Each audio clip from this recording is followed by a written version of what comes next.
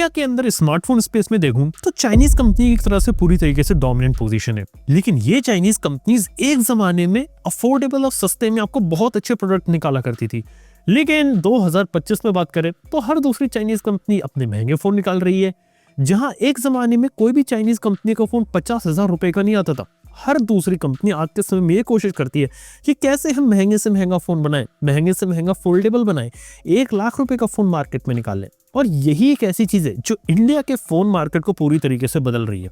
लेकिन इसको समझने के लिए पहले आपको थोड़ी सी हिस्ट्री जानना जरूरी है। जब 2008 से एंड्रॉयड फोन यहाँ पे शुरू हुए थे, तब इंडिया के मार्केट में स्मार्टफोन का स्पेस बहुत ज्यादा लिमिटेड था और ज्यादा लोग फीचर फोन खरीदते थे, क्योंकि स्मार्टफोन्स बहुत लिमिटेड ब्रांड्स की तरफ से आते थे। और उस जमाने में जो पॉपुलर ब्रांड्स थे, आपका सैमसंग, मोटरोला, HTC, LG, ये कुछ कंपनीज बनाती थी। 2010 से इंडियन फोन कंपनीज इंडिया के मार्केट में कूदी, जैसे माइक्रोमैक्स वगैरह, और उसने फोन्स को सस्ते रेट के अंदर निकालना शुरू किया। लेकिन उनके पीछे का जाने का रीजन यहाँ पे सिंपल सा था कि ये कंपनी क्या करती थी कि चाइना या दूसरी जगह जाके किसी ODM पार्टनर से फोन बनवाती थी और इंडिया में फोन लाके बेचती थी। ये मोस्टली स्मार्टफोन्स के लिए ये सब किया जाता था। और इंडिया में उस जमाने में कोई असेंबलिंग, मैन्युफैक्चरिंग आपके एंड्रॉयड स्मार्टफोन्स की नहीं होती थी। और उसके बाद चाइनीज कंपनीज ने देखा कि चाइना में ये कंपनी आके इंडिया में अपने फोन बेच रही, तो क्यों ना हम भी यहाँ पे धीरे धीरे कूदे। और 2013-14 एक ऐसा समय था जहाँ पे चाइनीज कंपनीज की इंडिया के अंदर एंट्री होने लगती है। यहाँ पे Xiaomi के एग्जांपल है, ओप्पो एग्जांपल है, वीवो है, हुआवे है, जियोनी है, ढेर सारी कंपनीज की एंट्री होती है। और टिल 2015 तक मार्केट के अंदर ये कंपनीज क्या करती है, अफोर्डेबल सेगमेंट में अच्छी क्वालिटी का फोन लाके बेच देती है, जिससे धीरे धीरे मार्केट यहाँ पे चेंज होने लगता है। क्योंकि इंडिया के कंज्यूमर का शुरुआती दिनों में माइंडसेट ये था कि सस्ते से सस्ते में अच्छी चीज मिल जाए। और कोई भी इंसान अगर फीचर फोन से स्मार्टफोन के ऊपर मूव ऑन करना चाहेगा तो वो ये नहीं चाहेगा कि वो ज्यादा महंगा फोन खरीदेगा, वो चाहेगा एक फीचर फोन के दाम में ही एक अच्छा स्मार्टफोन क्यों नहीं मिल जाता। और यही चेंज हुआ। ज्यादातर जो फोन्स उस जमाने में आए थे और जो लोग यहाँ पे फोन खरीद रहे थे, सब लोग 10,000 रुपए उसके कम की रेंज में खरीद रहे थे, क्योंकि उस जमाने में 6,000 रुपए में चाइनीज कंपनी वैसा प्रोडक्ट प्रोवाइड कर देती थी जो सैमसंग जैसी कंपनी 20,000 में करती थी, जिस वजह से चाइनीज कंपनी 2015 तक ग्रो करती गई। और 2016 से लेकर 2020 का एक वो जमाना आया था जब मिड रेंज वाला रिवोल्यूशन आया, यानी कि आपके मिड रेंजर ज्यादा बेटर होने लगे। कहने का मतलब ये कि 2016 में जब जियो आया तो 4G की डिमांड बढ़ी, और लोग भी अब ऐसे थे कि अब ऑलरेडी जो लोग फोन यूज कर रहे थे वो अपने नेक्स्ट फोन के ऊपर मूव ऑन कर रहे थे, और जो कोई भी नया फोन ले रहा था वो चाहता था 3G मैंने बहुत चला लिया या फीचर फोन चला लिया, अब मैं 4G फोन ही खरीदूंगा। जिस वजह से 10,000 से 15,000, 20,000 का सेगमेंट यहाँ पे गर्म होने लगा। और उस जमाने में बेटर क्वालिटी के फोन्स आने लगे थे, नए बैक पैनल्स आते थे, बेटर प्रोसेसर आता था, और जो महंगे फोन 40-50 हजार के रुपए के फ्रेंज में जो फोन आते थे उनमें जो इनोवेशन होता था, वो इनोवेशन उठ के आपका 10-15 हजार रुपए के सेगमेंट में आना शुरू हो गया था। यहाँ तक कि मैंने ऐसे फोन्स भी देखे जो 20,000 रुपए से कम के आते थे, और यहाँ पे popup camera, AMOLED screen, under display fingerprint scanner, सब कुछ यहाँ पर आपको देखने को मिलता था, जो 40-50 हजार रुपए के फोन का फीचर हुआ करता था। और लोग खुश थे कि 15-20 हजार में उनकी सारी जरूरतें पूरी हो रही हैं और एक ऐसा फोन मिल रहा है जिसके अंदर वो अपने सारे सभी काम कर सकते हैं। लेकिन फिर 2020 आता है, पेंडेमिक आता है, स्मार्टफोन्स की सेल कुछ समय के लिए तेजी से शार्प इंक्रीज करती है। लेकिन 2020 से 2025 का कैसा समय है जहां पे आपके जो रेगुलर फोन्स होते हैं उनकी कीमतें धीरे धीरे बढ़ने लगी। और इतना सटल, इतना धीरे धीरे हुआ कि मोबाइल फोन जहां पहले एक आम आदमी 10,000 रुपए का खरीदता था, रात के समय में इंडिया के अंदर जो एवरेज सेलिंग प्राइस हो चुका है एक मोबाइल फोन का, वो 25,000 तक जा चुका है। ये एक सैड रियलिटी है मार्केट में कि जहां पे लोगों को इतनी ज्यादा जरूरत नहीं थी, यानी कि कंपनी ने इस तरीके से लोगों का दिमाग में फीड कर दिया कि 15,000 रुपए के फोन से आपका काम चल सकता है, और 15,000 का नहीं चले तो आप 16, 17, 18,000 का ले लो। लेकिन सीधे 15,000 से लोगों को सीधे पुश करने लगे 50,000 के फोन के ऊपर। तो ये एक चीज है। अब देखा जाए तो टेक्नोलॉजी वाइज कुछ चेंजेस हुए, ग्लोबल सप्लाई चेन में हिली थी, यहाँ तक कि 4G के बाद 5G का इंट्रोडक्शन हुआ था। और आपको बता सकता हूँ कि 5G के बाद हाँ कॉस्ट डेफिनेटली इंक्रीज हुई, और जो बेयर मिनिमम प्राइस एक 5G फोन का आज के समय में वो 8,000 रुपए है, और 8,000 रुपए के नीचे अच्छा 5G फोन बन ही नहीं सकता, जिस वजह से 8,000 रुपए एक बेस लाइन सेट हो गई है। लेकिन 8,000 रुपए के ऊपर अगर एक अच्छा 5G फोन अगर चाहिए तो 10 से 15,000 की रेंज में है।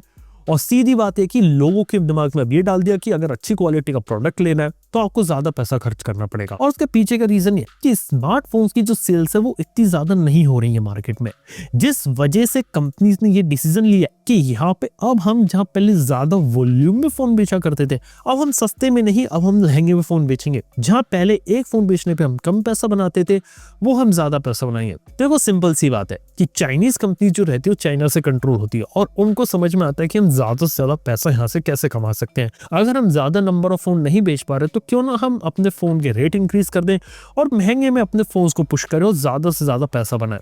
ये चीज चाइनीज कंपनीज ने समझी। इसके साथ एक और चीज चाइनीज कंपनी समझी कि इंडिया के लोग अभी भी ज्यादा महंगा फोन अफोर्ड नहीं कर सकते, इसीलिए एप्पल जैसी कंपनी जैसी स्ट्रेटेजी अपनाओ और अपने फोन को ईएमआई और फाइनेंस स्कीम पे बेचना शुरू कर दो। पार्टनरशिप ऐसी करो कि लोग अपना पुराना फोन दे, नया फोन ले ले, कुछ पैसे वहां कम कर लो, एक्सचेंज स्कीम लाओ। ई कॉमर्स साइट के साथ इन्होंने प्लानिंग करी, ज्यादा EMI option, credit card option के पीछे गए ताकि इंडिया में इजी लोन की ज्यादा नंबर ऑफ फोन खरीदने लगे, ज्यादा महंगा फोन खरीदने लगे और कंपनी भी ज्यादा से ज्यादा पैसा बनाने लगे। लेकिन कहानी में जो ट्विस्ट आया वो 2025 में मैंने अभी देखा, क्योंकि अभी हाल ही में Amazon का प्राइम डे और फ्लिपकार्ट की सेल हुई। इन सेल के अंदर कई सारी कंपनीज ने अपने ऑफर्स को प्रमोट किया, चाहे वन प्लस ले ले, सैमसंग ले ले या कोई और चाइनीज कंपनी ले ले, वीवो ले सकते हैं, Xiaomi ले सकते हैं, रियलमी, सब कंपनीज ने। अब इसमें प्रॉब्लम बताऊं क्या हुई, फोन कंपनीज, फोन ब्रांड्स ने बहुत ज्यादा प्रमोशन, डिस्काउंट के ऊपर पैसा खर्च किया। ई कॉमर्स प्लेटफॉर्म ने भी बहुत ज्यादा प्रमोशन किया इसका, फ्लिपकार्ट और Amazon दोनों ने। लेकिन इन द एंड बताओ रिजल्ट क्या है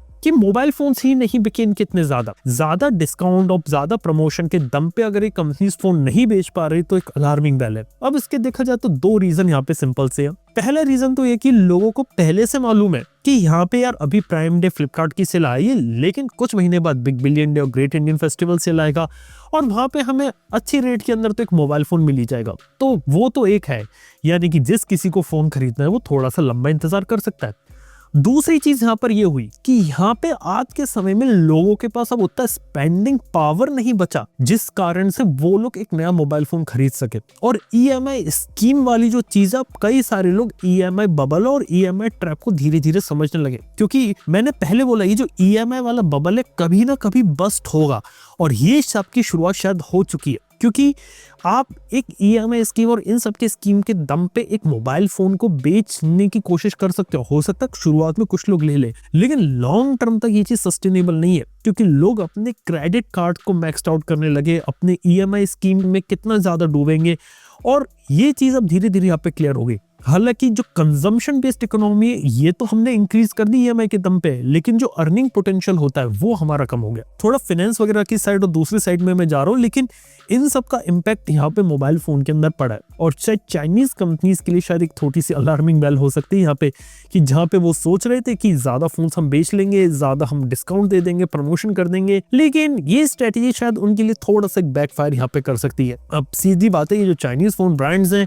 यहाँ पे तेजी से किस तरीके से निकलते हैं यहाँ पे।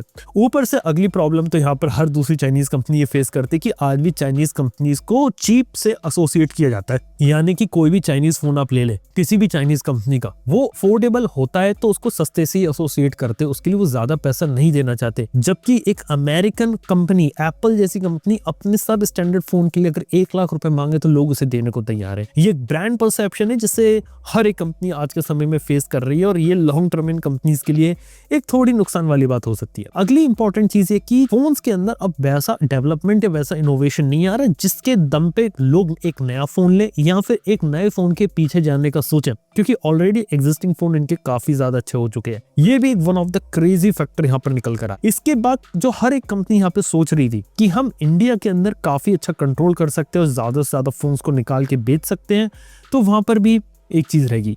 और एक बात मैंने देखी कि ऑफलाइन रिटेल सेगमेंट के अंदर यहाँ पे सरप्राइजिंगली इंक्रीमेंट आया, क्योंकि अगर आप ऑनलाइन वाला सेगमेंट देखेंगे तो वहां पे लोगों के साथ फ्रॉड और अलग अलग चीजें हो रही थी, जिस कारण से स्कैम और फ्रॉड से बचने के लिए लोग ट्रस्टेड दुकान वालों के पास अब जाना धीरे धीरे शुरू कर चुके हैं और वहां से अपनी महंगी परचेजेस कर रहे हैं। तो वो भी एक साइन होता है, गुड साइन है मेरी नजर में, जहाँ पे ऑफलाइन सेगमेंट में जो हमारे छोटे दुकान वाले हैं ना, उनको यहाँ पर एक बेनिफिट मिल रहा है। एक ओवरऑल जो मैं बात करना चाहूंगा कि चाइनीज कंपनीज के साथ कि यार ये है ना शोर बहुत मचाते हैं, नॉइस बहुत क्रिएट करते हैं, जबकि इनकी मैसेजिंग क्लियर नहीं होती। यानी कि आप खुद एक एग्जांपल देखिए कि एक मोबाइल फोन इंडिया में लॉन्च होगा तो हर यूट्यूब के ऊपर उसका कितना ऐड दिखेगा। हाल ही में ओप्पो ने अपना Reno 14 दिखाया और उसका जो आवारा हूँ जो ऐड होता है ना, ये हर टेक यूट्यूब चैनल के ऊपर चल रहा था। खुद सोचिए कि ओप्पो ने कितना स्पेंडिंग इसके ऊपर करी होगी, लेकिन लोगों को दिमाग में डाल दिया कि नया फोन यहाँ पर आ रहा है। लेकिन जब नया फोन बिक ही नहीं रहा तो प्रॉब्लम है, क्योंकि कंपनी देखा जाए तो इंस्टाग्राम में रील्स तेजी से बनवा सकती है, शॉर्ट वीडियो बहुत सारे बनवा सकती है, लोगों को ये दिखा सकते हैं कि हमारा फोन मार्केट के अंदर आ गया। लेकिन आज के समय में लोगों का अटेंशन स्पैन इस तरीके से नीचे गिर चुका है कि यहाँ पे इतना पैसा डालने के बाद, इतनी मार्केटिंग करने के बाद भी लोगों को ये याद नहीं रहता है कि यहाँ पर आपने प्रोडक्ट क्या बनाया और उसकी क्या स्पेशलिटी, क्या नया फीचर है। मान लो एक नया फोन तो आ गया, आपको पता चल गया एक नया फोन आ गया आप मार्केट में, लेकिन मैं उस फोन के ऊपर क्यों जाऊं, ये चीज यहाँ पे क्लियर नहीं हो पा रही। और यहीं पे सारी गड़बड़ है। अगर कंपनी मार्केटिंग वाला एक्सपेंडिचर थोड़ा सा कम करके प्रोडक्ट के ऊपर फोकस करे और एक ऐसा प्रोडक्ट बनाए जो लिटरली में यूजफुल हो, तो एक काम कर सकता है। एक बहुत छोटा सा एग्जांपल एक इंडियन कंपनी का मैं लेना चाहूंगा जिसका नाम लूमियो है। ये कंपनी ने अपने टीवीज बनाया और इसको प्रेजेंट किया कि हमने इंडिया का फास्टेस्ट टेलीविजन बनाया है। अपने प्राइस पॉइंट में एक अच्छा टेलीविजन उन्होंने बनाया, यहाँ तक कि जो प्रोजेक्टर भी उन्होंने बनाया उन्होंने नया, वो भी काफी सॉलिड उन्होंने बनाया। अपने प्राइस रेंज में प्रोजेक्टर टीवी सही बना रहे और ये कंपनी अब धीरे धीरे ग्रो कर रही है, जबकि इस कंपनी ने कोई ज्यादा स्पेंडिंग वगैरह करी नहीं। इनके को फाउंडर वगैरह से भी एक बार मैं मिला था तो इतना पता चला कि बहुत ही लिमिटेड में काम कर रहे हैं और प्रोडक्ट के ऊपर फोकस करें कि धीरे धीरे हम ऑर्गेनिकली जितना ग्रो कर सकते हैं। और ये चीज मेरे को समझ में आ गई कि आज के समय में सच में जरूरत है इंडियन ब्रांड्स की जो रियलिटी में प्रॉब्लम सॉल्व करे, ना कि उन चाइनीज ब्रांड की जो गिमिक दिखा के आपको मोबाइल फोन जबरदस्ती बेचने की कोशिश करे। बाकी यार महंगे फोन, सस्ते फोन, इन सब का जमाना चलता रहेगा, लेकिन सीधी बात है कि चाइनीज कंपनीज चाइना में बैठ के इंडिया के फोन मार्केट को कंट्रोल कर रही थी और ये मोनोपोली खत्म होना बहुत जरूरी है। यहीं पे वो लोग प्राइसिंग और इनोवेशन को डिसाइड कर रहे थे, लेकिन धीरे धीरे इनोवेशन अगर इंडिया में आएगा, क्योंकि इतना महंगा पड़ता नहीं है रियलिटी में इनोवेशन, और चाइनीज कंपनीज को बाईपास करके अगर इंडियन कंपनी आएगी और थोड़े अच्छे रेट में अगर अच्छा प्रोडक्ट यहाँ पे डिलीवर करेगी तो यहाँ पे ज्यादा ग्रोथ के ज्यादा हाई चांसेस हो सकते हैं। बाकी देखते हैं आने वाला फ्यूचर क्या रहेगा, किस तरीके से चाइनीज कंपनीज के साथ क्या होता है, किस तरीके से और वो ज्यादा प्रीमियम जाते हैं और किस तरीके से कोई इंडियन कंपनी यहाँ पर आती है, तो वो एक देखने वाली बात है। बाकी आज के इस वीडियो में बस इतना ही। उम्मीद आज करता हूँ कि इन्फॉर्मेशन पसंद आई होगी। आपका इसमें जो ओपिनियन है नीचे कमेंट बताना ना भूलना।